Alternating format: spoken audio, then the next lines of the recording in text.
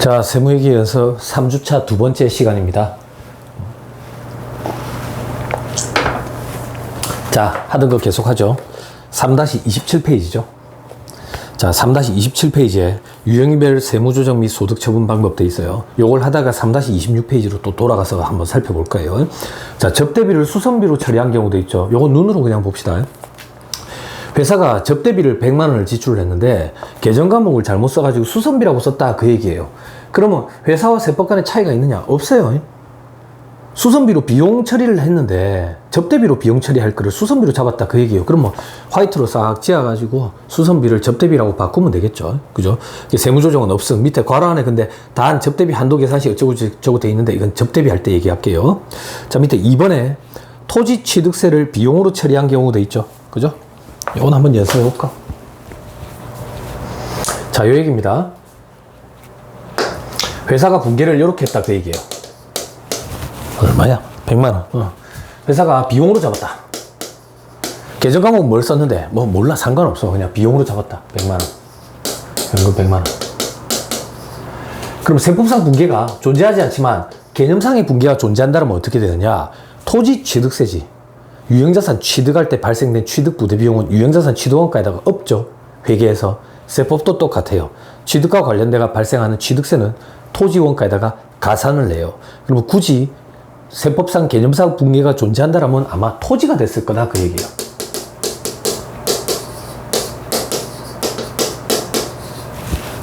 여기까지 됐나요? 자, 이제 세무조정 해볼게요. 세무조정은 회사의 수익 비용 그리고 세법상 입금과 송금을 비교한다 그랬어요. 그죠? 비교를 한번 해보자. 회사가 계산한 수익과 비용이 있느냐? 세법상 입금과 송금이 있느냐? 회사가 계산한 수익 없네. 비용 100원 있네. 세법상 입금과 송금 그런 거 없네. 그러면 송금불산입으로 세무조정을 해야 되겠죠. 송금불산입.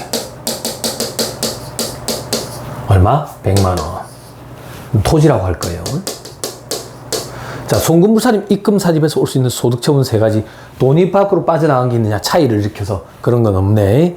그럼 회사 내부에 남아가지고 자산과 부채의 차이를 일으키느냐? 회사는 비용으로 떨었지만 세법상으로는 토지 자산원가를 증가시켜야 되니까 자산의 차이가 발생했네. 유보 이렇게 하는 거예요.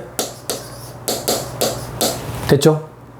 체계는 없지만 조금만 추가하면 이 유보나 마이너스 유보는 반드시 차기 이후에 반대의 세무조정을 거쳐서 소멸, 추인하게 된다. 이 추인의 유형이 세 가지가 있는데 그 중에 방금 배운 거 첫 번째 유형, 처분할 때 추인이 된다. 처분할 때는 유보자에게 처분 비율 곱한 것만큼 추인이 된다. 됐죠? 자, 그 다음 밑에 3번에 건설본부 직원에 대한 현금 결제형 주식 매수 선택권 주식 보상 비용을 자산원가로 계산한 경우도 있죠. 여러분 중급회계 영역에서 주식 기준 보상이라는 거 공부했을 거예요. 했죠? 했을 거예요. 자, 여러분들 중급회계 영역에서 주식 기준 보상 있죠. 스탁옵션 얘기하는 거죠. 주식 기준 보상에서는 주식 결제형이 있고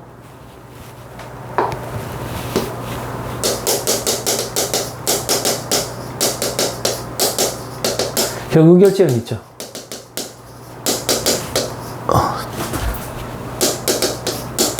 주식 결제형은 신주를 발행해서 주는 경우가 있고 자기 주식으로 주는 경우가 있죠. 신주를 발행해서 준다고 보면 그죠? 그 가득 요건 있죠.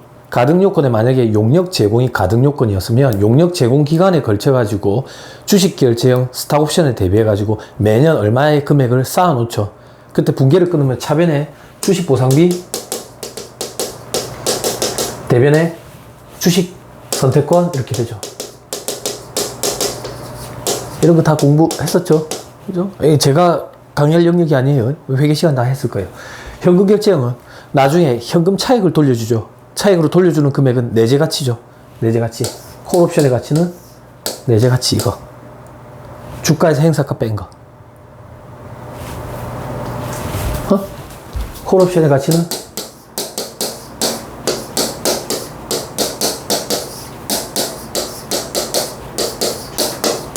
이런 거. 블랙시홀즈 모형. 이런 거. 됐어요. 괜찮아요. 괜찮아요. 없다 이런 거 없다. 아무튼 현금 결제형은 주가와 행사 가격 차이만큼을 돈으로 돌려주는 건데 그거에 대비해서 매년 가등 요건에 따라 용역 제공 요건도 있고 물론 성과 요건도 있죠. 그때 성과 요건은 시장 성과 요건도 있고 비시장 성과 요건도 있는데 아무튼 간에 매년 얼마의 금액을 쌓을 때 차변의 분계는 주식 보상비, 대변에는 장기 미지급 비용 이렇게 달죠.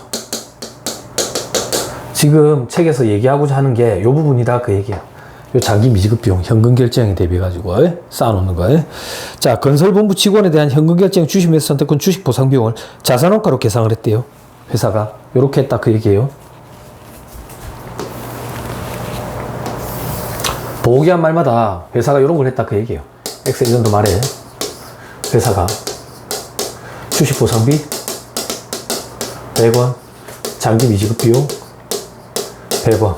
근데 이 주식 보상비도 급여거든, 급여. 본질적인 성격은 급여라고, 급여. 급여인데, 이 급여, 인건비가 건설본부 직원이래. 그러면 건물원가에다가 엎어야지. 근데 건물 아직 완공이 안 됐거든. 그래서 건설 중인 자산으로 했다, 그 얘기예요, 회사가. 여기까지 됐죠? 됐죠?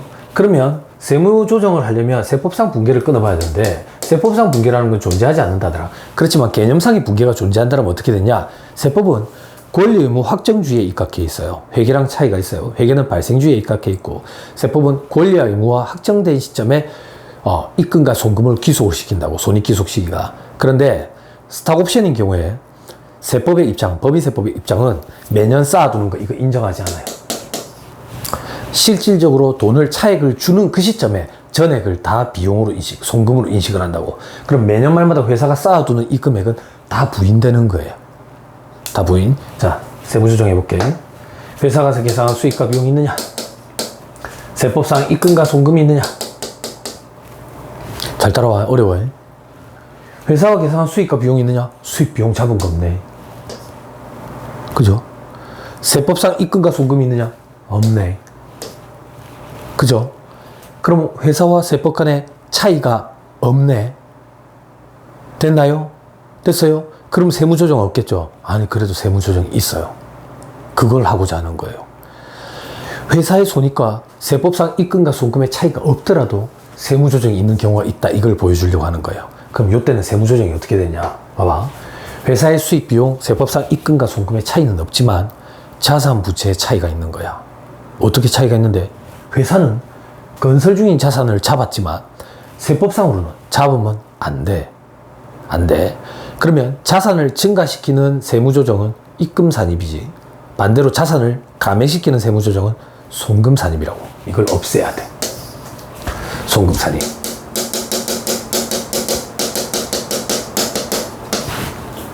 건설 중인 자산 100. 자산이니까 마이너스 6. 이렇게 세무조정을 하는 순간 송금에 100원이 가서 탁 붙거든. 그럼 차이가 발생했지. 그죠? 그럼 다시 또 세무조정해야 되네. 송금불산입 혹은 입금산입. 그게 뭔데? 장기 미지급 비용. 요렇게 굳이 안 하고 요렇게 해도 돼. 회사는 부채를 잡아놨네. 세법상으로는 잡으면 안 되지.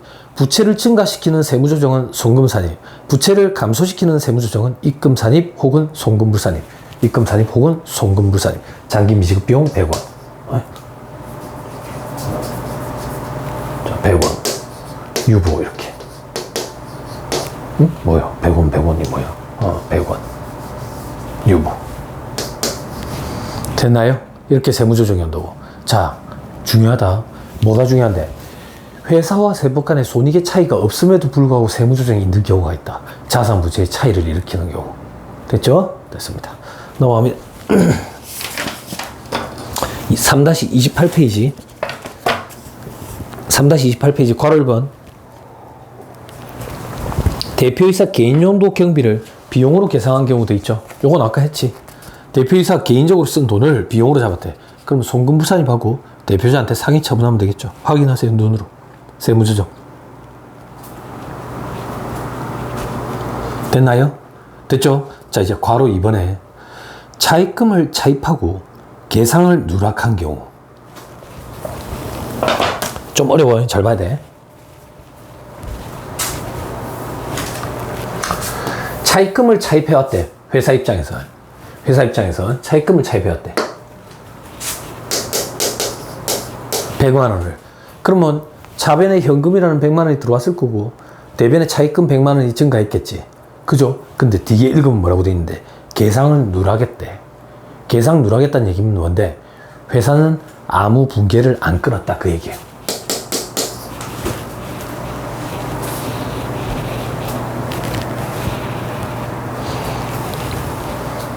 됐나요? 됐어요? 자, 그럼 세무조정 하려면 어떻게 되는데 세법상 붕괴라는 건 존재하지 않는다더라. 하지만 개념상의 붕괴가 존재한다면 이렇게 되지 않을까? 어떻게? 돈이 일단 회사로 들어왔겠지. 차입금만큼.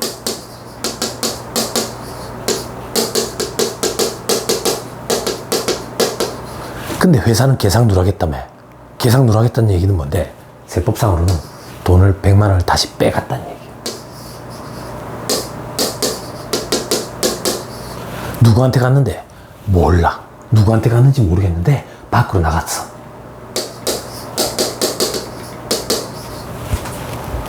이렇게 됐다라고 보는 거예요. 이런 붕괴 본 적 있어요? 없죠? 그러니까 이런 붕괴는 존재하는 게 아니야. 그러나 세무조정을 하기 위해서 개념상의 붕괴가 존재한다면 이렇게 되지 않을까라고 보여주는 거예요. 그냥. 됐죠? 세무조정 해보자. 회사가 계상한 수익과 비용이 있느냐? 없다. 세법상 입금과 송금이 있느냐?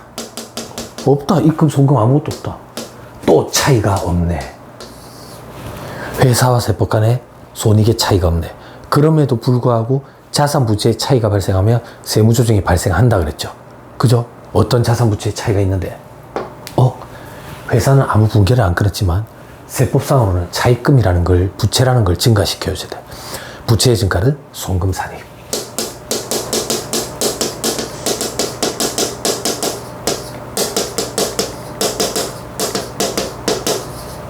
부채를 증가시키니까 마이너스 유보, 부채의 차이. 그러면 가서 이 송금에 가서 턱 100원이 붙거든. 차이가 발생했네 다시 또. 그죠? 그럼 다시 송금 불산입 혹은 입금 산입을 시켜서 차이를 조정을 해야 된다. 입금 산입, 송금 불산입. 사회 입출 100원. 자, 입금 산입, 송금 불산입에서 올 수 있는 소득 처분 세 가지. 돈이 밖으로 빠져나간 게 있느냐? 돈 밖으로 빠져나갔네. 그럼 누구한테 빠져나갔느냐? 모르겠어. 회사 외부로 돈이 나갔는데 그게 누구한테 나갔는지 모르겠대. 그런 경우에 아까 어떻게 한다 그랬어? 대표자를 문책하기 위해서, 책임을 지우기 위해서 대표자 상해 처분한다 했지.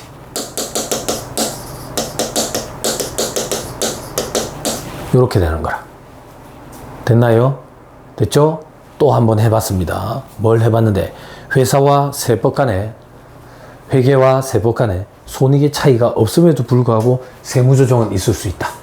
세무조정은 됐죠? 됐습니다. 자, 그 다음 오른쪽에 3-29페이지 회사가 잉여금 증감으로 회계 처리한 경우를 가지고 괄호 1번에 세법상 인정되지 않는 유가증권 평가 손실을 기타 포괄손익으로 계상한 경우가 있고 괄호 2번에 토지의 임의평가 증으로 인한 평가 차익을 자본조정으로 계상한 경우가 있는데 괄호 1번이 좀 어려우니까 괄호 2번부터 먼저 보여줄게요. 토지의 임의평가 증을 자본조정으로 계상을 했대.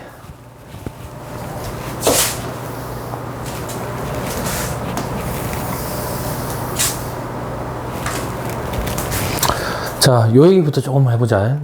회계 영역으로 제가 너무 많이 들어가는 것 같은데 한번 해보자. 아무튼 4학년들이니까. 자, 요 강의를 듣고 나면 이제 어디서 들을 데가 없잖아. 이제 졸업이잖아. 정리를 내가 그만 해줄게. 해줄게. 자, 중급회계 영역에 보면 유형자산 파트 있죠. 유형자산 파트에 보면 토지, 건물 이런 거 있잖아. 유형자산은 최초 취득하면 원가 모형과 재평가 모형 중에 하나를 선택해서 분류별로 적용 가능하지. 그죠?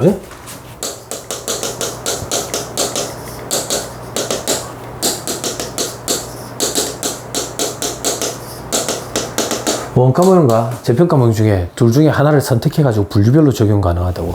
원가 모형은 역사적 원가, 취득한 원가 그대로 가는 거야. 물론 감가상각 자산인 경우에는 상각하지. 그래서 상각 후 원가로 그대로 가는 거지. 근데 재평가 모형은 보호기한 말에 공정가치로 평가하는 거지. 매 보호기한 말마다 평가하는 건 아니었지. 어떤 식으로 평가했지? 그 시점에 공정가치와 장부가액과의 차이가 유의적이지 않을 때까지 주기적으로 평가한다고 돼 있었다고. 상당히 차이가 나지 않을 때까지 주기적으로 평가한다고. 아무튼 평가를 했다고 볼게. 토지 100원짜리를 샀어. 토지 가지고 갈게. 감가상각 자산 가지고 머리 아플 거니까.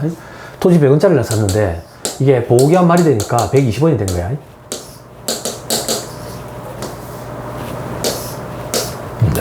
20원만큼 기분이 좋지. 이 기분이 좋은 걸 우리는 재평가 잉여금이라 해서 기타 포괄 손익 처리하지. 그죠? 분기를 굳이 끝하면 차변의 토지 20원, 대변의 재평가 잉여금 20원. 이렇게 해서 얘의 성격은 기타 포괄 손익이라고. 기타 포괄 손익이라는 얘기는 요 얘기라고. 기타 포괄 손익이라는 얘기는 손익계산서에 세상 살아가는 얘기 하다 보면 단기순이익이 나오지. 넷 인컴 단기순이익. 그죠? 빗두려. 마음은 빗두려. 그죠? 세상 살아가는 얘기 하다 보면 넷 인컴 단기순이익이 나온다고. 여기까지 우리는 실현된 손익이 나타난다고. 여 밑에 우리는 미실현된 손익이 나타나.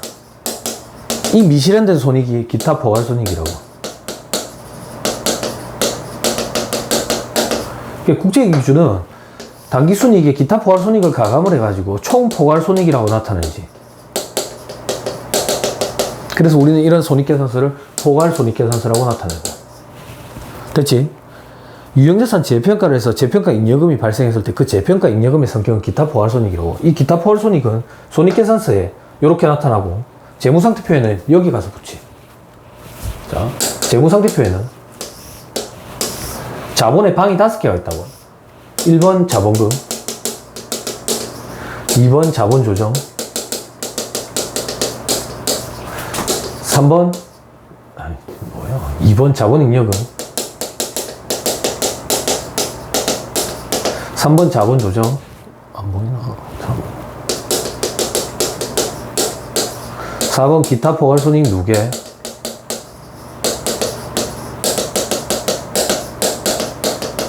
5번에 이익잉여금.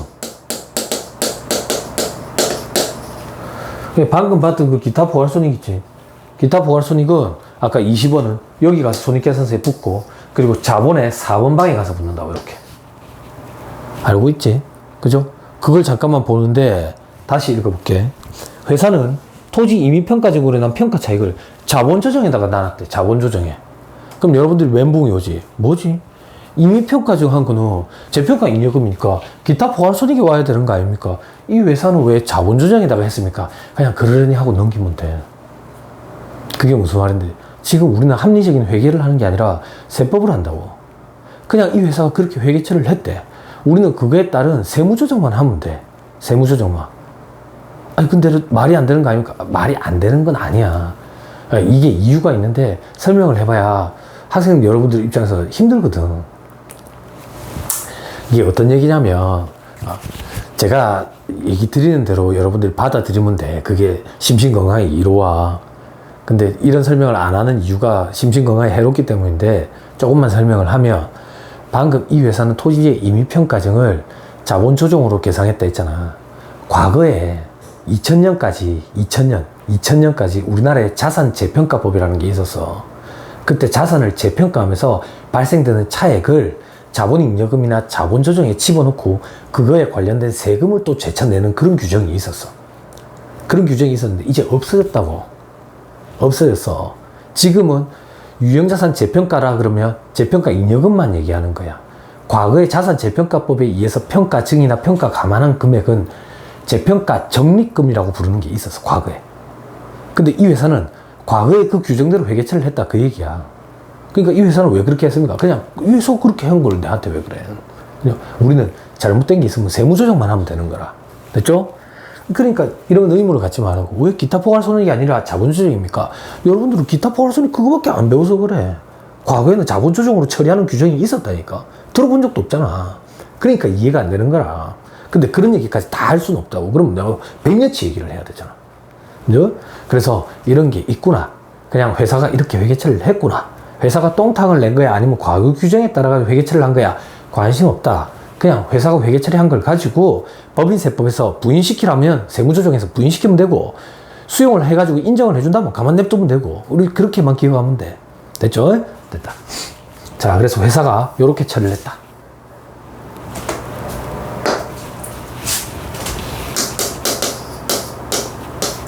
토지를 100만원 증가시키면서 자본 조정으로 처리했대.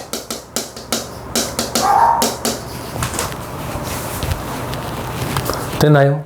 됐어요? 그러면 세무조정을 하기 위해서는 세법상 분계랑 비교해봐야 되는데, 세법상 분계는 존재하지 않는다 했다.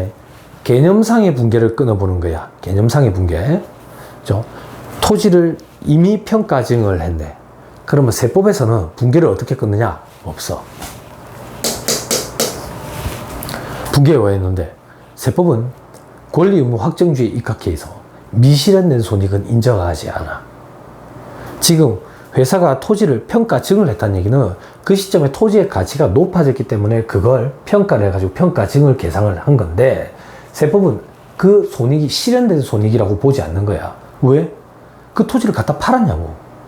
팔아가 그 차익이 내 주머니에 있냐고. 세법은 그 얘기를 하는 거라. 미실현된 손익은 세법은 원칙적으로 인정하지 않아.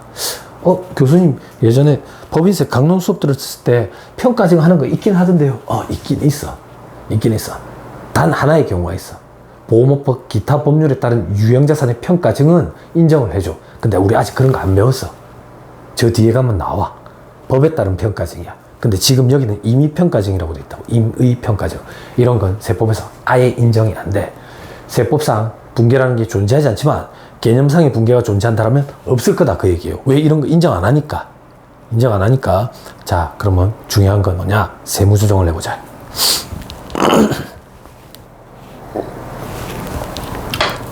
세무조정. 자, 회사가 계산한 수익과 비용이 있느냐? 세법상 입금과 송금이 있느냐? 회사가 계산한 수익과 비용 없어. 왜? 이건 자본조정이라니까. 자본 항목이라니까. 수익 비용이 아니야. 손익계정이 아니라고. 세법상 입금과 송금이 있느냐? 없어. 회사와 세법 간에 손익의 차이가 없네? 그럼에도 불구하고 아까 세무조정이 있는 경우가 있댔지. 어떤 경우에? 자산부채 차이를 일으키는 거라. 해보자. 회사는 토지를 100원만큼 증가시켰지만 세법상으로는 증가시키면 안 되거든. 다시 토지를 100원만큼 감액시켜야 되겠네. 송금산입이라는 세무조정을 한다.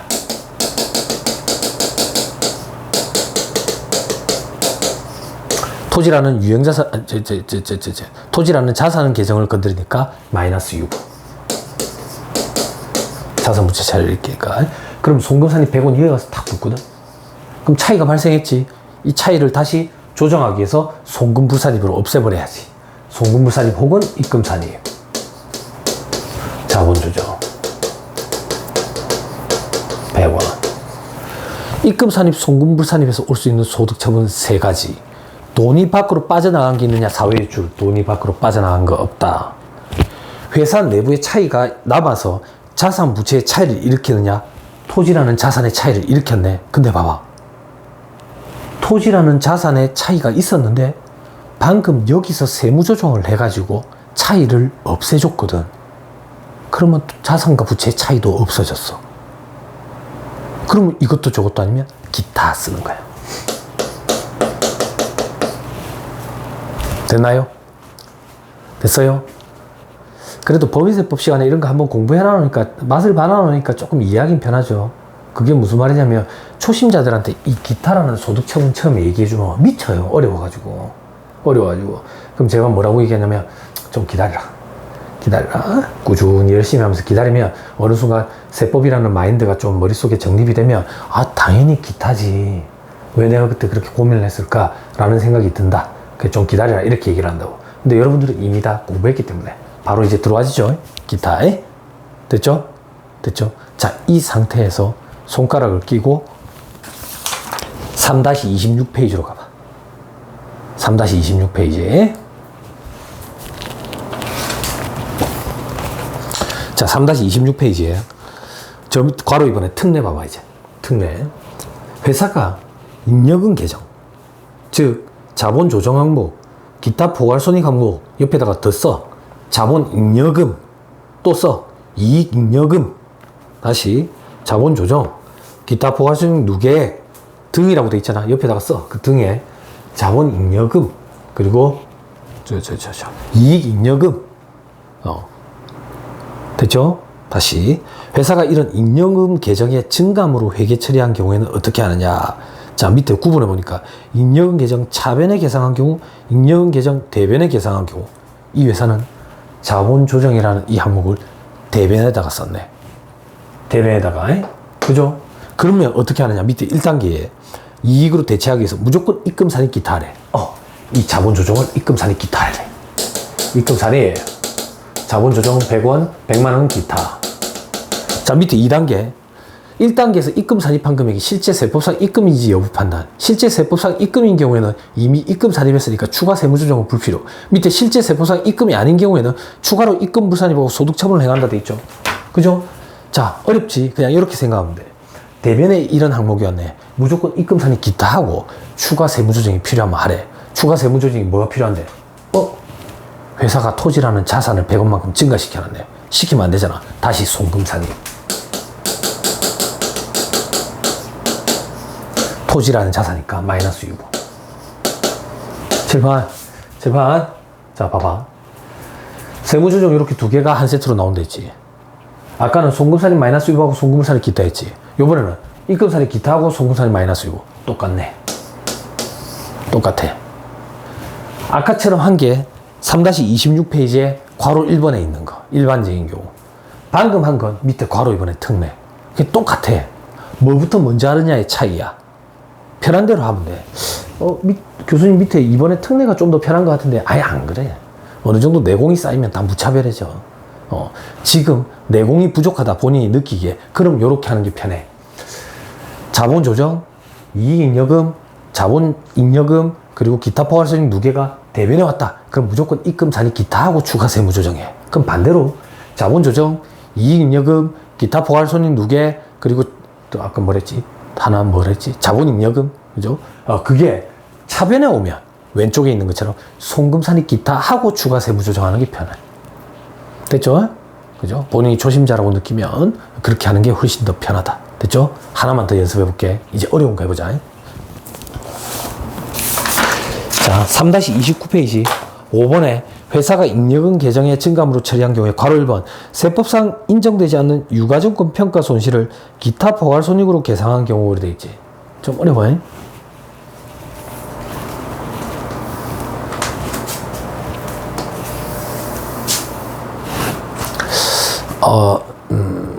중급회계 영역에서 금융자산 공부했죠. 재무회계.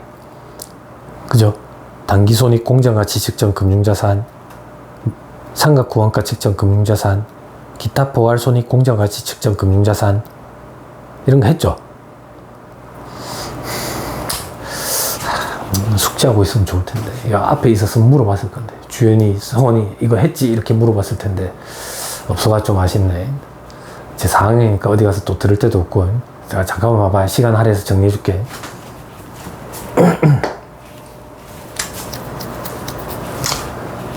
자, 돈이 필요한 사람 입장에서 돈을 조달할 수 있는 방법이 두 가지가 있다고. 회사야, 나는. 회사야. 돈을 조달할 수 있는 방법이 두 가지가 있다. 친구야, 돈 좀 빌려줘. 해서 발행하는 사채.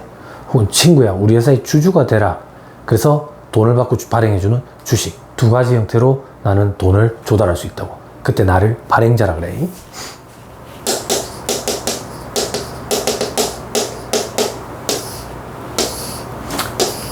발행자 입장에서 돈을 조달할 수 있는 방법이 사채를 발행해서 돈을 조달하든지 아니면 주식을 발행해서 돈을 조달하든지 이렇게 두 가지가 있다고. 두 가지가.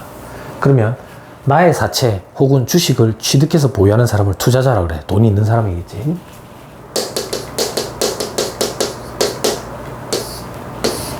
이 투자자 입장에서 다른 회사에서 발행한 투자자 입장에서 다른 회사에서 발행한 사채를 취득 보유하고 있는 경우에 채무상품 채무증권이라는데 증권이라 얘기할게. 다른 회사에서 발행한 주식을 취득 보유하고 있는 경우를 지분상품 지분증권이라는데 증권이라 할게.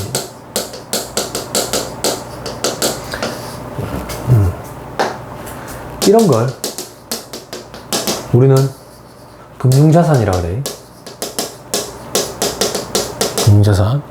이런 걸 우리는 금융부채라 그래.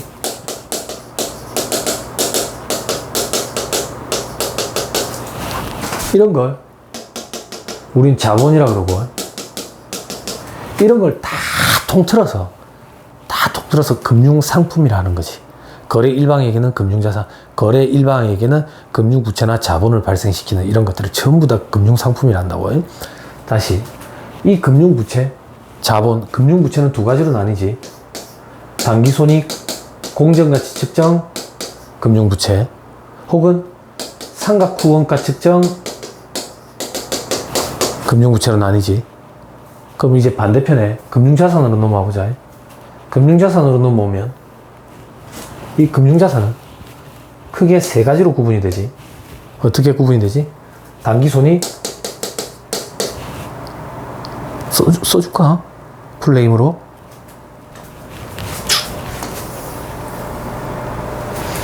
단기손익, 요거까지는 이렇게 합시다. FV, Fair Value, 공정가치. 단기손익, 공정가치 측정 금융자산. 그리고 삼각후원가 측정 금융자산.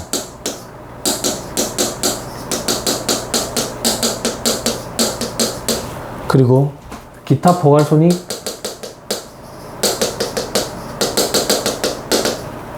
공정가치 측정 금융자산. 이렇게 세 가지로 나뉘지. 그죠? 다 공부한 걸 낀데, 중급외기 시간 이게 다 할 낀데. 자, 조금만 더 봐봐. 조금만. 자, 봐봐. 단기손익 공정가치 측정 범주로 분류하든 삼각후원가 측정 범주로 분류하든 기타 포괄손익 공정가치 측정 범주로 분류하든 간에 어쨌든 이 금융자산은 채무주권 아니면 지분주권이라고. 채무주권 아니면 지분주권이라는 얘기는 다른 회사에서 발행한 사채 아니면 주식이라는 얘기야. 그럼 결론적으로 얘들은 다른 회사에서 발행한 사채 아니면 주식이야. 자, 다른 회사에서 발행한 사채나 주식을 내가 취득해가지고 단기손익 공정가치 측정 범주로 분류할 수 있느냐? 둘 다 범주로 분류할 수 있어. 삼각후원가 측정 범주로 분류할 수 있느냐? 얘는 할 수 있지만 얘는 할 수 없어. 삼각후원가 측정 범주라는 얘기는, 그죠? 현금 흐름 모형이라는 거 공부했죠. 그때 원리금만, 그죠? 취득하는 거. 원금과 이자. 그죠? 됐어요. 삼각후원가 측정 금융자산이라는 얘기는 내가 만기까지 보유하면서 원금과 이자만 받아볼 생각이야. 근데 주식이라는 거는 만기라는 게 없잖아요. 그래서 삼각후원가 측정 범주로는 사채밖에 분류가 될 수가 없어. 그리고 기타 포괄손익 공정가치 측정 범주로 분류할 수 있는 거는 사채만 되고 주식은 안 돼. 지금 이게 현행 우리나라 국제회계 기준이라고. 근데 과거라고 표현하면 좀 그렇지. 국제회계 기준이 이 금융자산 기준서가 2019년을 기준으로 전면 개정이 이루어졌거든. 2019년. 그럼 2019년 이전에는 어땠었는데? 2019년 이전에는 요거 되고 요건 똑같고 둘 다 됐었어. 둘 다 됐었다고. 그러면 주식은 기타 포괄손익 공정가치 측정 범주로 분류를 하다가 이제는 범주로 분류를 안 하는 거잖아요. 그래서 갑자기 진통이 생기니까, 다만 최초에 지정하는 경우는 주식을 기타 포괄손익 공정가치 측정 범주로 최초에 분류 지정하는 경우에는 할 수 있다라는 이 단서 규정이 지금 들어가 있다고. 단서 규정이. 우리 방금 책에 세법상 인정되지 않는 유가증권 평가 손실을 기타 포괄손익으로 계상했다잖아. 그죠? 유가증권 평가 손익, 세법상 인정되지 않는 유가증권 평가 손익, 이거 지금 주식을 얘기하는 거거든. 주식. 좀 봐봐요. 주식을 기타 포괄손익 공정가치 측정 범주로 분류를 할 수 있냐고. 안 되잖아. 근데 단 최초에 지정하는 경우는 할 수 있다 했지. 요거에 해당되기 때문에 지금 이 책에 있는 거라. 여러분들 여태까지 배운 그 중급에게 지식이 머릿속에 정립이 안 돼 있으면 참 미친다고, 이게 막 헷갈려가지고. 그래서 내가 지금 한 번만 언급해 주는 거라. 여기를 얘기하는 거야. 여기를. 됐죠? 됐어요. 해볼게요. 자, 회사가 기타 포괄 손실로 100원을 인식했다지. 그죠? 손실로 하면 먼저 머리 아프니까 이익이 생겼다라고 먼저 해볼게. 주식이 100원만큼 증가해가지고 기타 포괄 이익을 100원을 인식했다라고 가정을 하고 해볼게. 그럼 회사는 이렇게 회계처리를 하는 거야. 자변에 기타 포괄손익 공정한 지식적 범주로 분류를 했겠지만 그냥 계정과목 편하게 주식이라고 쓸게. 주식을 100원이라고 증가시키고 대변에 기타 포괄 이익으로 100원을 증가시킨 거야. 자, 세법상 분계라는 게 존재하지 않지만 세무조정을 하기 위해서 개념상의 분계를 끊으면 아마 이렇게 될 거다. 어떻게 되느냐? 없다. 왜 없는데? 이건 저거가 평가 증을 해가지고 평가 차익을 계산한 거지. 세법상으로는 미실현된 손익이라서 인식을 안 하는 거라. 세법으로는 이래 얘기하는 거야. 그래, 갖다 팔았냐고. 안 팔았잖아. 실현이 안 됐잖아. 인식을 안 하는 거야. 됐죠? 다시 세무조정 해볼게. 회사가 계산한 수익과 비용이 있느냐? 세법상 입금과 소금이 있느냐? 회사가 계산한 수익과 비용 없네. 이건 기타 포괄손익이거든. 세법상 입금과 송금도 없네. 그럼 세무조정이 없나? 아니, 그렇지 않다 했지. 자산과 부채의 차이를 일으키면 세무조정이 있다 했지. 어떻게? 회사는 주식이라는 자산을 증가시켰지만 세법상으로는 증가시키면 안 되니까 주식이라는 자산을 감액시켜야겠네. 송금산입.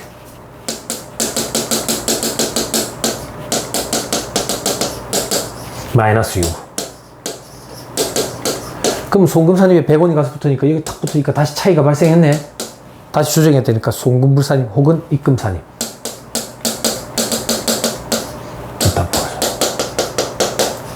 입금산입, 송금불산입에서 올 수 있는 소득처분은 세 가지. 돈이 밖으로 빠져나간 게 있느냐? 사회유출. 돈 밖으로 빠져나간 게 없네. 회사 내부에 남아서 자산과 부채의 차이를 일으키느냐? 주식이라는 자산의 차이를 일으켰는데 방금 세무조정 하나 해가지고 차이를 없도록 만들어놨어. 그러면 이것도 저것도 아닌데? 기타. 요게 괄호 1번의 일반적인 경우로 세무조정한 거. 이제 괄호 2번의 예외적인 경우로 세무조정해보자. 예외는 아까 어떻게 하랬는데? 자본조정, 이익잉여금, 기타 포괄손익 누계, 그리고 하나 뭐 있었지? 자본잉여금, 이익잉여금, 자본조정, 기타 포괄손익 누계. 이것들이 대변에 있으면 무조건 입금산입 기타 하라면서.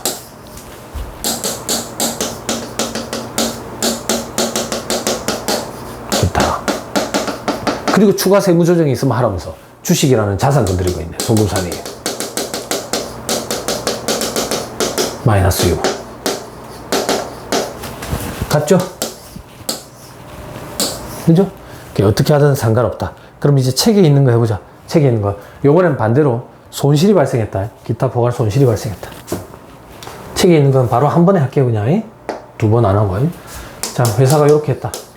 기타 포괄 손실로 100원을 인식했다. 주식이 없어지고 100원만 더. 세법상 분계라는 게 존재하지 않지만 개념상의 분계를 끊는다면 없다. 미실현된 손익이니까. 됐죠? 회사가 계산한 수익과 비용이 있느냐? 없다. 세법상 입금과 송금이 있느냐? 없다. 그럼 세무조정이 없느냐? 그렇지 않다. 세무조정, 자산과 부채의 차이를 세무조정해야 되는데 일반적인 경우 말고 방금 봤던 특례의 경우처럼 해보자. 특례의 경우 어떻게 하라 했는데 기타 포괄손익이 차변에 있네. 그럼 무조건 이번에는 송금산입 기타.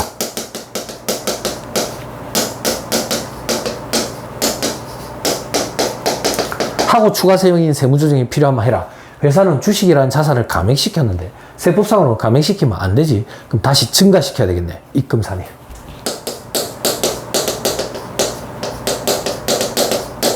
이거 됐죠?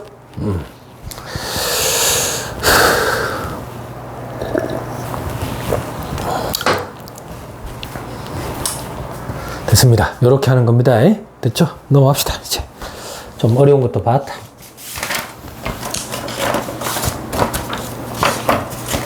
자, 다음 페이지 괄호 3번 유상증자 시 주발주를 계산한 경우도 있는데 요건 보지 마세요. 요건 건너뛰세요. 요건 건너뛰세요. 됐죠? 자, 그 다음 3-31페이지에 로마자 이번에 응용 사례라고 돼 있죠. 응용 사례. 응용 사례는 그죠? 조금 어려우니까 응용이라고 돼 있겠죠. 하나만 보고 넘어갑시다. 하나만. 뭘 볼 거냐? 1번에 부가가치세 과세 대상 제품의 매출을 계상을 부가가치세가 끼네. 넘어갑시다. 나중에 합시다. 나중에.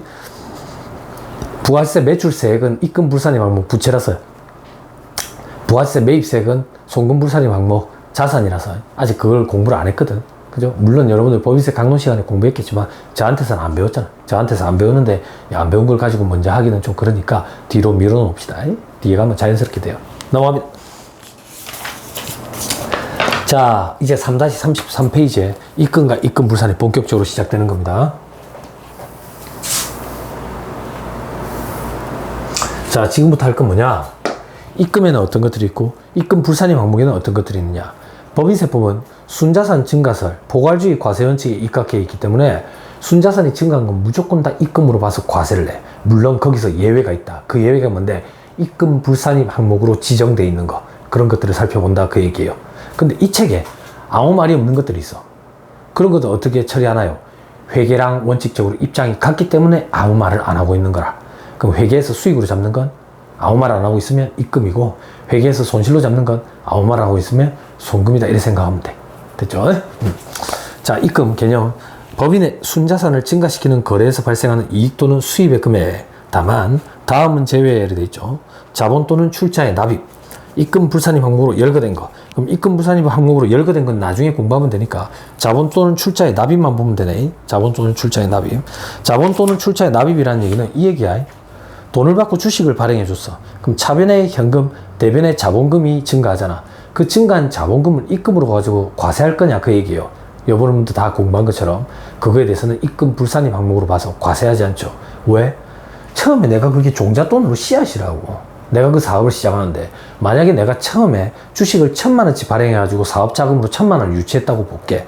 그 1,000만 원을 만약에 입금으로 봐가지고 세금을 떼가버리면 내 종잣돈, 처음에 사업을 시작하는 돈이 1,000만 원이 아니라 1,000만 원보다 줄어들 거 아니야. 그죠? 그래서 그 종잣돈, 씨앗, 그걸 건드리지 않기 위해서 그거에 대해서는 과세하지 않는다. 자본 또는 출자의 납입, 요 금액에 대해서는 입금으로 보지 않겠다. 하나 더, 주식이 한 주에 액면이 50원인데 80원에 발행을 했어. 그러면 돈이 80원이 들어오면서 대변에는 자본금이 50원 증가하고 주식 발행 초과금이 30원 발생하겠지. 그럼 그 주식 발행 초과금은 입금으로 볼 거냐? 그것도 똑같이 원본 씨앗이라고 봐. 씨앗이라고 보기 때문에 그거에 대해서는 세금을 떼지 않기 위해서 자본 또는 출자의 납입 시 발생하는 그 주식 발행 초과금도 입금 항목으로 보지 않아. 됐죠? 됐습니다. 넘어갑니다. 자, 다음 페이지. 이번에 입금의 범위를 되어 있죠. 입금의 범위. 이런 것들이 입금이다. 이걸 하나씩 살펴볼 거다. 자, 3-35페이지. 3번에 주요 입금 항목의 첫 번째, 3-1. 사업수익금액 매출액 되어 있죠. 매출액이 회계에서 제일 대표적인 수익이듯이 세법에서도 제일 대표적인 입금 항목이다. 그런데 박스 안에 보니까 이 매출액은 매출액에서 매출 애누리, 매출 환입, 매출 할인을 차감한 금액이라고 되어 있죠. 그죠? 회계에서도 매출액에서 매출 애누리, 매출 할인, 매출 환입을 차감하죠. 그래서 순매출액을 손익계산서에 기재했죠. 그러면 세법도 똑같네? 세법이랑 회계랑 원칙적으로 이 매출액은 똑같이 순매출액을 회계에서는 수익, 세법에서는 입금으로 잡는다 그 얘기예요. 똑같네? 똑같네. 근데 하나의 차이점이 있다. 어떤 차이점이 있느냐? 밑에 별표시. 밑에 별표시. 매출 할인의 차감 시기일이 되어 있죠. 상대방과의 약정에 의한 지급기일. 이 속하는 사업연도다. 괄호함까지는 보지 말고. 매출 할인은 상대방과의 약정에 의한 지급기일이 속하는 날이 속하는 사업연도에 할인을 차감을 한다. 자, 밑에 사례를 봐봐. 사례가 중요해. 실무적으로 많이 일어나. 2021년 12월 31일에 매출을 100만원치 일으켰다고. 근데 판매 조건은 요렇다네.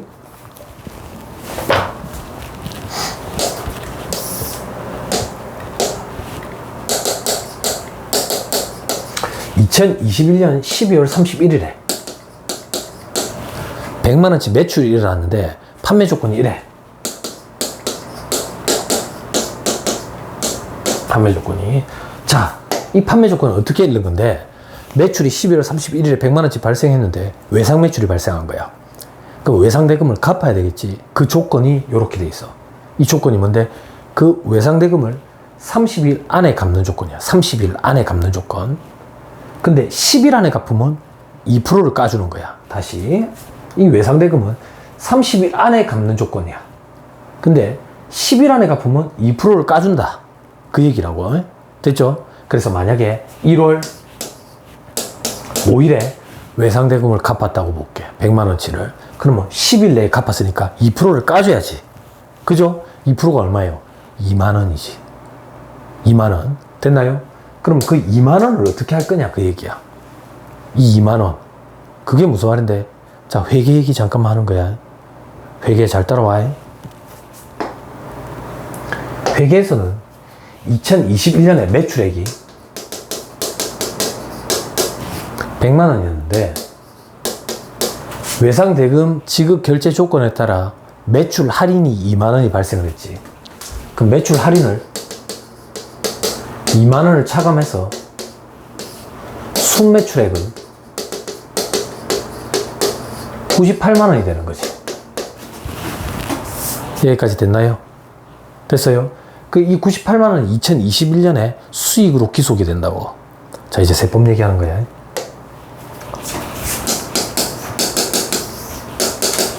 세법은 어떠냐? 세법은 자, 이 2만 원이라는 매출 할인 금액의 귀속 시기는 상대방과의 약정에 의한 지급기일이라고 되어 있었다고. 상대방과의 약정에 의한 지급기일은 1월 5일 2022년이네.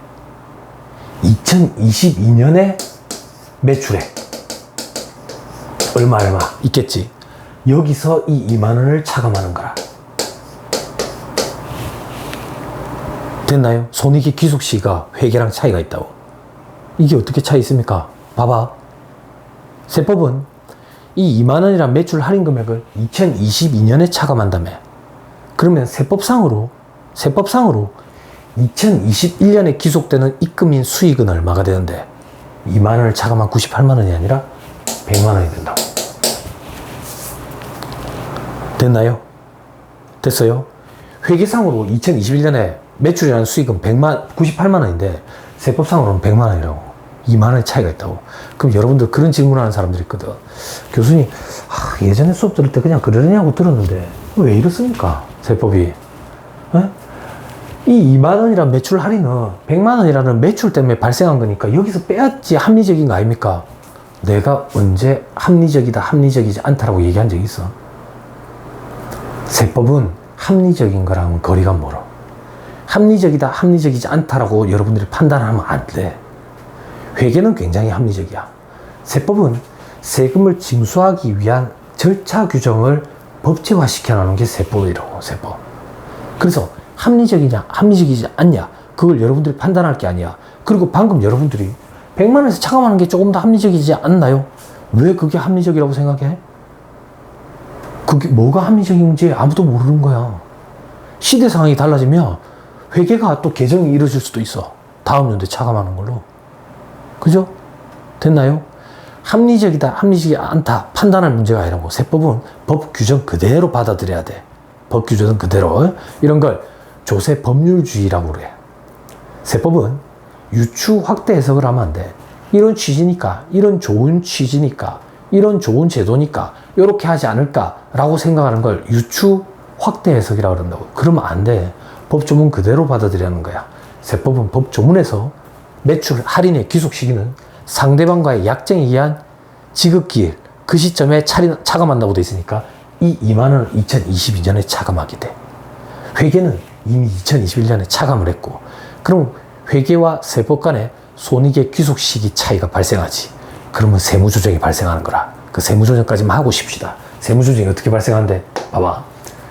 회사는 매출을 100만 원이라고 98만 원이라고 잡았는데 세법상으로는 100만 원이 돼야 되니까 2만 원만큼 입금 산입을 시켜야 되는 거야. 근데 외상거래니까 매출 채권이라는 게 있었겠지. 2만 원. 요거에 대해서 매출 채권이라는 자산을 건드리니까 유보 이래 돼. 그리고 2022년이 되면 회사는 매출액을 전체 다 잡았겠지. 2022년에 매출액이 200만 원이라고 가정해 볼게. 그럼 회사는 2022년에 매출액을 200만 원을 잡겠지. 근데 세법상으로는 매출액 200만 원에서 2만 원을 차감한 198만 원만 매출액이 돼야지. 그럼 2만 원만큼 차이가 나네. 줄여야 되니까 다시 송금 산입 되겠네. 송금 산입. 외상거래 가정하고 매출 채권 2만 원 마이너스 유보. 마무리. 유보나 마이너스 유보는 반드시 차기 후에 반대 세무조정을 거쳐서 소멸, 추인하게 되네. 됐습니까? 됐나요? 됐어요? 별거 아닌 것 같았는데 까다롭죠? 이런 일이 현업에서 많이 발생을 해요. 왜? 현업에서 일을 해보면 대부분 다 거의 100% 가까이 외상거래거든. 그 외상거래를 하면 대금을 빨리 회수하기 위해서 이런 조건들을 다 단다고. 비슷한 조건들을. 그럼 이 조건 안에 외상대금을 갚으면 깎아주겠지. 깎아주는데 12월 31일, 12월 연말에 돼가지고 거래가 또 갑자기 터질 수도 있잖아요. 그런 경우에는 손익이 기속시기 차이가 발생한다고. 이게 몇백에서 몇천, 몇억까지도 돼. 그럼 세무조정 사항이 발생을 한다 하더라. 간단한 것 같았지만 간단하지 않더라. 됐죠? 자, 요 정도 하고 잠깐 끊었다가 하시죠.